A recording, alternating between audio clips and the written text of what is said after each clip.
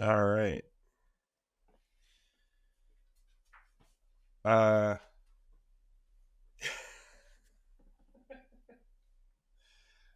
Prometheus, can you give us a minute? Can you just wander into shot more naturally and organically a little later? Could you do that?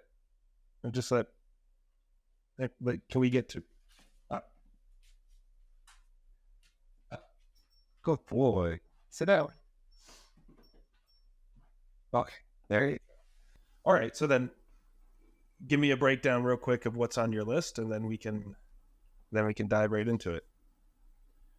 Well, I just wanted to, you you like to be updated what was happening, interesting things happening this week. So one of them is, I guess they're going to be building in London, Ontario, the cricket plant. So seem to be the Canadian government is, really decided that they want to eliminate meat and want to crickets. So they allocated about $10 million to build a plant in London, Ontario, to do that. So pretty soon, I guess we will be not eating steaks, or if you're going to be eating steaks, they're going to be made out of the crickets. So something to look forward to. Oh Lord! On a lighter note, and I can already see you excited about it. A lot. So that's good. Well, it's like now it just redouble any efforts to get out of here and get to Texas as quick as possible. That's all that makes me think of. And then I am curious about a couple of things because I hadn't heard it, and it doesn't surprise me. Like, it doesn't surprise me at all. And London seems like a pretty optimal location for that, because London's kind of done the expanding and shrinking and expanding over the years, and so there's actually quite a lot of area in and around London that's primed for kind of more an industrial thing. There's like old factories and stuff that aren't really being used. So like it doesn't really surprise me. You also have a number of food processors out here, like Cargill, right? Yes, and a couple of the ones up north of Arba and stuff that it makes sense. So I am curious about it. I'd be curious, like, who got the contract and all those sorts of things. But the long term. Go ahead. That's too bad that they already changed the old McCormick plant, to the art centers and stuff. It would be kind of nice irony to put it there, and then it would be history. Oh, we went from cereal, to crickets, Oh, the Kellogg's plant. Yeah. Oh, exactly. Sorry, the Kellogg plant. Yeah, they turned they're right across the street from each other. But the old McCormick places, I believe they've mostly torn it down now. But, okay. But again, that's just another example. That's a huge line that's already zoned for that kind of thing. They would clearly have to build another facility, but there's options there here in London. That's kind of interesting.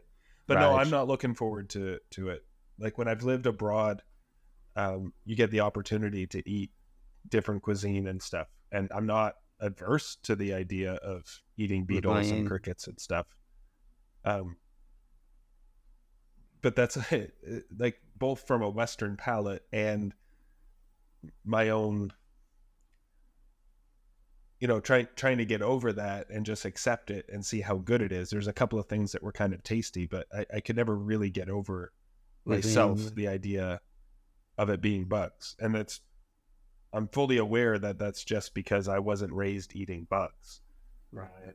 But I mean, they're going to process it, Yeah, they're going to process it. No, I know, and you won't even notice. You won't even notice, but still just, doesn't seem right for some reason. I don't know why. But arguably it would actually might lead to more actual food in processed food. Like, when you're eating processed food now, you either are blissfully ignorant of the fact that most of what you're eating isn't actually food. Most is probably the wrong descriptor, but there's a good percentage of things in there that you wouldn't objectively classify as food if it wasn't inside like a baked good. or something, Yes. right? Yeah. Like there's so many of these weird preservatives and chemicals and emulsifiers and all these weird things that are like textural and really have nothing to do with the food that you're eating. Right. That it's actually not that weird. If they put crickets into food, it's not that different Comparison, than whatever it is they're doing now. Yeah. In fact, it might actually be better in the long term because there might actually be more real food in there. Right. It's just the thing I think people like you and I are more adverse to, especially you, who has had alternative diets my entire life. Like you're no like stranger to different kinds of, plant-based diets or alternative like diets where you're not eating as much meat and doing those kinds of things. And I'm assuming that even at that time, for the reasons that you did it, if culturally it wasn't so weird and those kinds of products were available, it wouldn't have surprised me through the years that you might have dabbled in some kind of bugs. You may not have, like that would be up for you to tell us now, but that wouldn't have surprised me because you've been vegetarian and you've been plant-based and you've tried Honestly, vegan. you're talking about animals, things, right?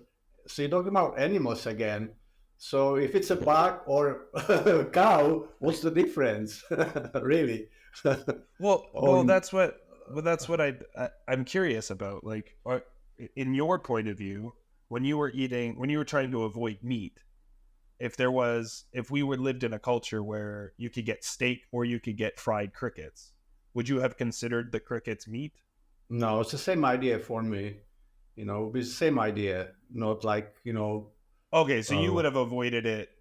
Yes. Kind of for the same reason that you were avoiding meat. Okay, no, that's yes. Yeah. But on a most I kind of forget where I was going with that. But anyway. But on most serious note, I don't know if you saw that the police officer that arrested, or Chauvin, Chauvin was just stopped in a prison. I don't know if you saw it or not. I did. I haven't like looked into it and found more information at all. Right. Out of curiosity, he's actually in Tucson, Arizona, in a prison. But what's it's sad about it because he's not supposed to be in general population on a period. They're supposed to be kept isolated, But what makes me more sad, Allister, is just for example, today's headline on a Yahoo, the search engine, which goes like this: prosecutors blast prison stabbing of George Floyd's killer.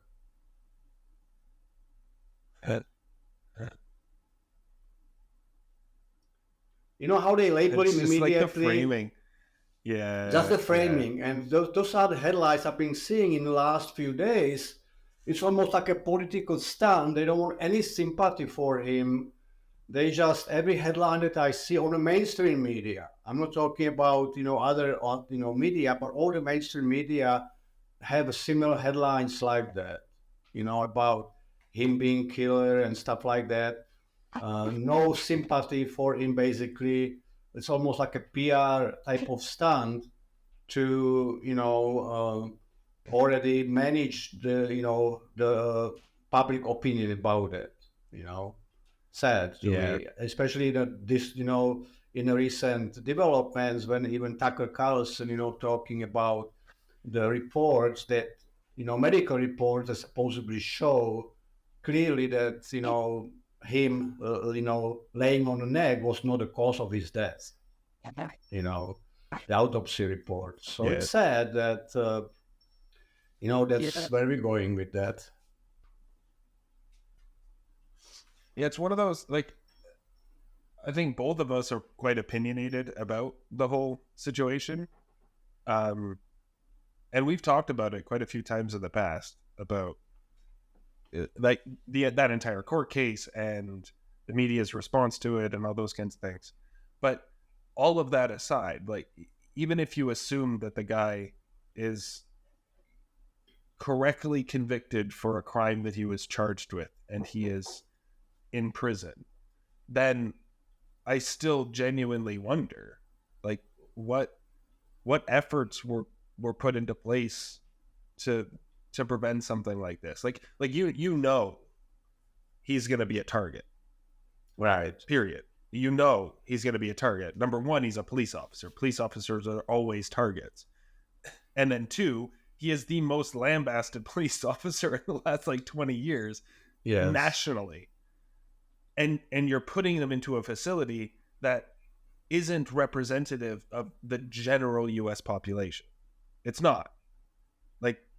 And people can whine and cry all they want about it being the result of systemic racism or blah, blah, blah, blah. But the fact is that the population in the prison system is much more aligned being anti-cop and anti-white guy than the general population is outside. And we see how the general population reacted to the guy. I wouldn't put that guy in a room with just general civilians from the United States because I wouldn't trust a handful of them, let alone in a prison system. So it's just it now makes me wonder. So, okay, this happened. That sucks. Please figure out what can be done about it. I hope he's okay. Right. But how did this happen? It's a genuine question. I'm assuming that much like the videotapes for Epstein, we probably won't actually find out what happened, or without some kind of highly polished report investigation done by the very people who need to be investigated. Those are the best kinds of investigations when the prison system or the FBI says, "Oh, don't worry, we'll investigate this internally." Okay. That's this promising. Seems to be this is such a high profile case that just blows everybody's mind. The Epstein guy, this is just hard to believe what happened there, and the amount of cover up for that. It's hard to even believe, that could happen in our society, but obviously if something like this happen is suspicious enough, with that everybody with normal mind know or can make assumption what happened there, pretty good. Right. Yeah. I had another interesting experience that just happened to me yesterday, I believe. And that I'm part of the forum for leukemia. And it's a big forum. It's a huge forum. Thousands of people share their, experiences with the medical care, with the symptoms and about illness. It's you can learn from that forum more than you learn actually from the doctors, But yesterday, there was a post, every day you can you get email with the latest posts, that might be 10, posts that happened, the latest ones on different aspects of, leukemia. And one of the posts was from the moderators on the forum talking about that lately, there've been some concern raised by different members about, the COVID vaccinations and some of the COVID measures and stuff like that. And we cannot allow that on the forum because it's a misinformation. And we have to, only publish things that are aligned with what medical profession says. And so I responded to it, Aren't those forums I'm sure that's not the only thing they do on it, but it is a large part or a part of those forums, a discussion of alternative treatments or very little combinations of drugs. Because this is a forum. So it's not one of the, okay. This is the forum that I ultimately believe is run by some kind of medical people. I'm not exactly actually be honest source what it is. We gotta get for moments like this, I don't want to enter too much, but it would be a great meme. And next time I'm gonna get it. I'm gonna make myself a little tinfoil hat that we can put on when we're talking about these things because it's just funny. When the things that we discuss sound like conspiracy theories, even though undoubtedly there's some legitimacy to what we're saying, it sounds like a conspiracy theory. Do you know what I mean? Right. But anyway, sorry, Right. I didn't mean to interrupt. That was just Because that tinfoil hat forum, moment. Okay, because that forum is so big, and that forum is it's actually appears it's run, and I never really checked, but it's because it's so official. It kind of looks like must be run in connection with some kind of medical establishment, okay? And I need to look at that, okay? Exactly. Who actually controls that forum, like who's it run? But it was kind of very interesting because I responded to it, and not agreeing with that, and basically that we should be able to hear everybody's opinions and story about what might be going on about the thing with COVID and leukemia, especially in a community of right people posted, that have right. And I also posted a couple articles that I quickly pick up. They were just published that day about some of that stuff that's been lately been talked about. That there's some substance they found in a vaccine not supposed to be there. They're not even listed, and they are cancer causing. And there's latest talk of Dr. Campbell about that huge increase in cancer cases. Leukemias, one of them, especially leukemias. And so I posted that, and of course I got like immediately several responses from just the moderators. I wonder if they blocked my post or made it invisible or something to other people. And all the posts were like, "Oh, the article that you posted is from like Epoch Times, which is like a China subsidiary and stuff like that." And or far right organization. Far right, yeah. So I got several responses like that about their reaction to it. Basically, was it's not a part of misinformation, and I didn't get banned yet so far from posting, but I might feel like it's coming, because today I was seeing another study was supposedly made that the masking for the COVID actually made COVID worse and more transmissible, like spread for the COVID led to spread to COVID. I'm going to post that, so I'll probably get banned, very quickly for that. But there's something. Okay, no. If there was a continuation of that idea, go ahead. Yes, but one other thing, Allister, that ties into this is, right now we touched on a subject that's very banned, or people were banned for it on YouTube, or their channels were blocked and stuff like that without mentioning the COVID.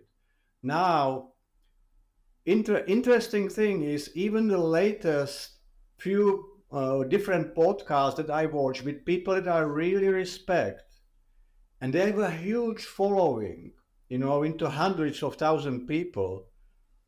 When it comes to like say the word COVID or anything like with vaccinations or stuff like that, they kind of blank it out. They kind of like make kind of like we cannot really name it, or they kind of give it like different name. It's kind of similar, but they don't. And then they give it the Voldemort. They specifically say that they're doing it, for instance, so they don't get banned from YouTube. Right. And I'm thinking again, it's the Voldemort effect. Yeah. It's the like in Harry Potter, there's the character, the bad guy, that for whatever reason, the premise is that he's so bad and people so want to forget his existence that they don't want to say his name. So he's literally referred to as he who should not be named, or something to that effect. And then in the story, Harry Potter's character like kind of pushes back against that, says, "No, we need to face it." But it's that idea. I'm sure this concept obviously existed before Harry Potter. J.K. Rowling's a great author, but she didn't come up with that idea. But that would be how I would describe it. Is this like it's the known thing. Everybody knows it, but you can't say it. And we all know why you can't say it. And it really just has to do with monetization. Like, these people are running a business, regardless of what you like. Once your podcast becomes successful and you want to do it instead of whatever it is that you do for a living, then it becomes your living. And there is some level of like, you have to, I hate using the word censor, because I'm one of those people that really wants the word censorship to be defined by what it actually is, not just what private citizens do. So we can talk about that maybe more some other time. But for lack of a better description right now, I'd say self-censoring. Like, people are doing that because they want to make sure, like, they know that their audience understands what they're saying. If we blank out the word backs beep, you know what I mean? Like, people still know that's what we're talking about.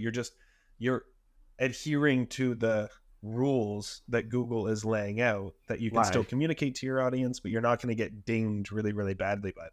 But do you realize that's why you're seeing the emergence of these other platforms like Rumble? BitChute didn't really make it, but like, there's these other platforms that are really trying to be presented as like, you don't need to self-censor on our site. And Rumble right now is probably the best one that I've seen. I'm just very curious how long it's going to last. You know? Yes, I kind of wonder about it too. But it makes me really question is, again, it's very subtle. People kind of do it, and kind of feels like an innocent thing. But do you really? I don't know if you had a chance to watch the Tucker thing that I sent it to you at all. But that's what he exactly is talking about, is about the truth and authenticity and stuff like that. So in some way, again, we're betraying, that, because we shy away just, because we want to, again, I know it's a protection. You could justify it by saying, well, they don't want to get, their, channel demonetized, and they don't want to lose the income and stuff like that. But again, it's the principle thing. So basically, they selling themselves out because they don't really state the truth. There's no compromise about it. Unfortunately, when you make that compromise, basically you're already showing that you're afraid of the current establishment. And, and it's even worse, because in communism, you could be actually prosecuted physically for saying something like that. In our government, in our situation, we're still not persecuted, except maybe that you lose the platform or something for a while, or some ways to get discipline, but you're not physically threatened yet to be arrested and stuff like that. And I think if we compromise like that, it's very bad precedent. Depending on your industry, so there are like doctors and stuff that have a seriously vested interest in not saying something on YouTube, because there are licensing bodies outside of YouTube that will censure or reprimand you, and it can seriously jeopardize your practice in some way. Now, that's not right. I'm just saying that's another consideration to think about. That to be the hard-nosed capitalist on this one, I think it is worth talking about censorship a little bit, because it's a more of a broader discussion about what these platforms should and shouldn't be allowed to do in that kind of conversation. And I want a platform that doesn't decide what can and can't be said on that platform. That's what I want, 100%. And I think it's worth criticizing platforms that don't engage that way, that actively try to curate what it is that you're saying on their platform. I think it should be exposed, and we should talk about it. And if there's a good way of moving away from a platform like that, that's the way we should do it. But I also think it's worth, from a capitalist or objectivist standpoint, is it right? Should they be allowed to do that? And of course, the answer is 100% yes. The idea of censorship is in the true concept of censorship is when the government is mandating what can and cannot be said. more specifically what cannot be said, but you forced or compelled speech arguably is a form of censorship. What a private business does cannot be defined as censorship. We use it that hold way on. Can today. you hold on right there? Can you hold on right there? Do you realize Sure. what you just said? You just Sure. said What? that the private organization has a right to decide, but they didn't decide it. Remember the Twitter and the Musk exposing that was the government that directing them to do that? That's a different conversation, but I do Well, understand what you're getting at. They would not do it maybe on their own. They might never bother, but because they were directed so heavily, by the government. Okay, you're right, but again, the conversation that I'm trying to have is what can a private business do? If a private business has communication from the government, and the government says, please do this thing, and then the private business says, sure. The thing that was wrong was the government asking them something. The thing that wasn't wrong is the private business doing it. The private business has every right to do it. That's what I'm trying to get at. So we can talk about whether or not the Biden administration or any administration should be contacting social media companies and directing their actions or pressuring their actions. 100%, that shouldn't be happening. But that's a fault of the government. That's the government overstepping its bounds. What we're talking about is what a private business, like a social media platform, can and should and shouldn't be allowed to do with their platform. And what it really comes down to is, yes, there's an argument either way because of my brain just went completely dead, but the article that kind of protects them as a news organization versus a forum, like a public platform for people to speak. And the argument being that they are starting to curate that speech. So are they really a platform that just lets people say and shouldn't be held accountable for things that are on it? That's all the legislation that's going through, and because of lobbyists who are pushing for the government to try and control social media organizations. But none of that should be happening to begin with in a truly capitalist system, is what I'm trying to get at. The business should ultimately be able to decide what can and can't be said on a platform.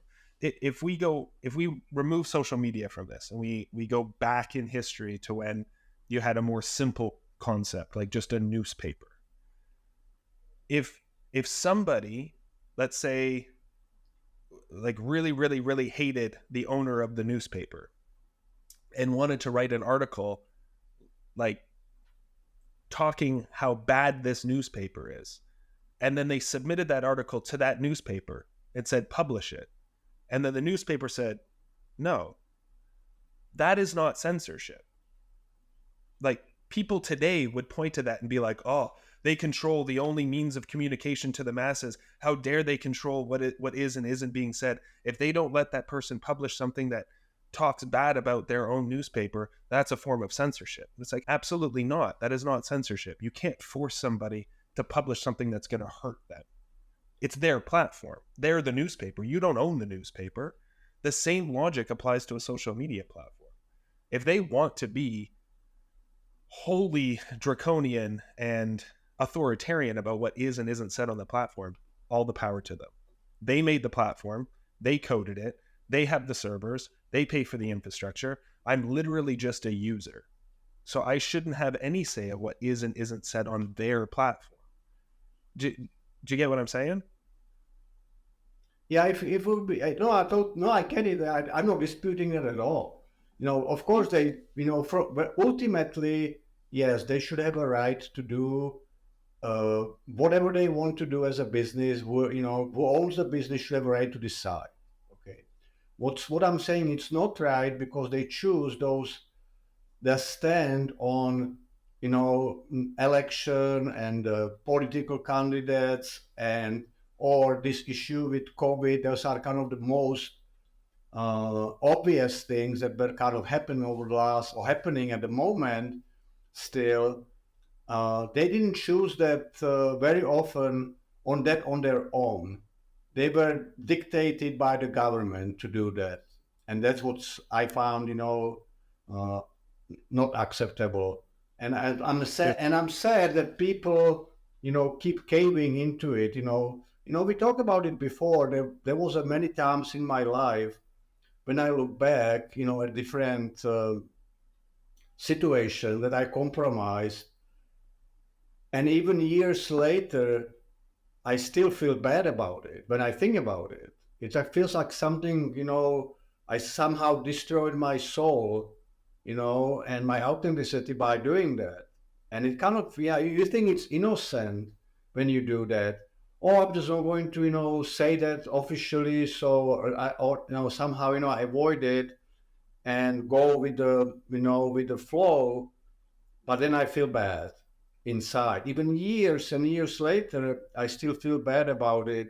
So now, it's kind of something that I'm not. I understand the reason why so many podcasters choose to do that, but at the same time, it's just another sign of we keep compromising, and if we keep doing that, I will not stand for our principles truly. Then, nothing will ever change. So yeah, No, it's you're right. interesting. You're right. And like it's there's a it makes me think of this great clip from Brooklyn Nine-Nine, where Terry Cruz's character, is a big black man that plays a cop in the show. I don't know if you're familiar with the show. I can't remember if we talked about it. But he gets stopped in his own neighborhood off duty by a police officer who's clearly targeting him. That's the narrative in this story. He's clearly targeting him because he's a black man in a neighborhood that you wouldn't expect to see a black man kind of thing. Right. So that's kind of the narrative. And yes, these police officers exist. I think they do a pretty good job of, like, in this show that's centered around cops, doing a decent job of being like, not all cops are like this, but clearly we have some bad eggs. So how do we deal with this? But the thing I like about the story isn't that narrative or any of that, but it's, you have Captain Holt, who's another black man, who's the captain in the situation and has been on the police. He's been on the police force for years, worked himself up, but as a black man at a time when racial issues were an actual serious systemic thing, right? And so the whole point is then Terry wants Captain to help him file a complaint. And Captain Holt's logic is, by filing this complaint over this one issue, you're going to make yourself a pariah.